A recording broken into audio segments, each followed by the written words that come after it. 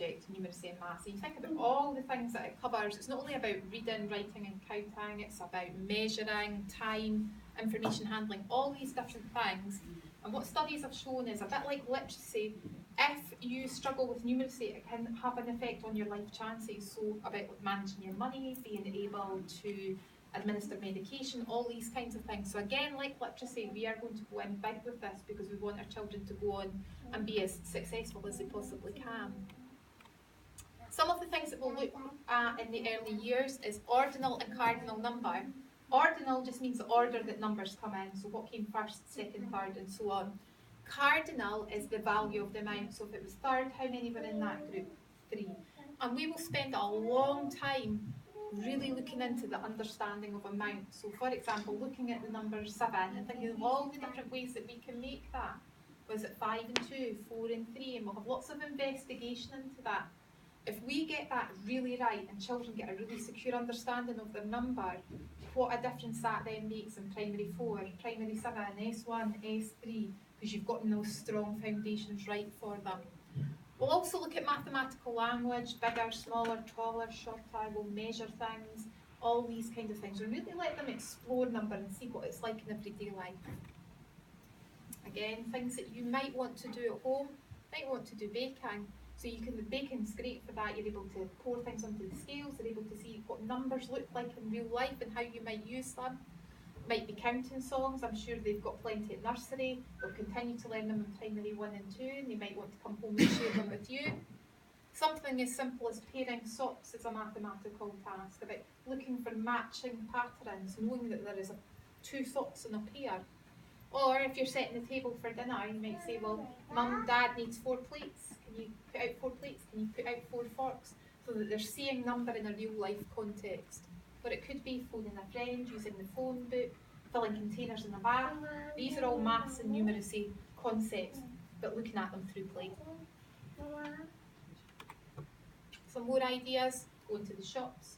I don't know how keen I would be to let a wee one use my debit card, but we could be looking at money. We could be handing out the coins to the lady in the shop so they can see how they would use it. You might be sorting, so if you've got your old change tin that you drop all your 1s and your 2s in, tip it out and let the children sort it. Do they sort it into big coins and wee coins? Do they do it by colour? Do they do it by amount? And again, if you ask them, they'll be able to tell you. It might be ordering things by size, so looking at the plates in the kitchen. Do you have a big plate and a wee plate? Talking about that, large and small. Okay, and clocks. Time is tricky, and children will always find telling the time tricky. When you think back on it, there are actually lots of funny rules when it comes to telling the time, when you're looking at minutes past and minutes to.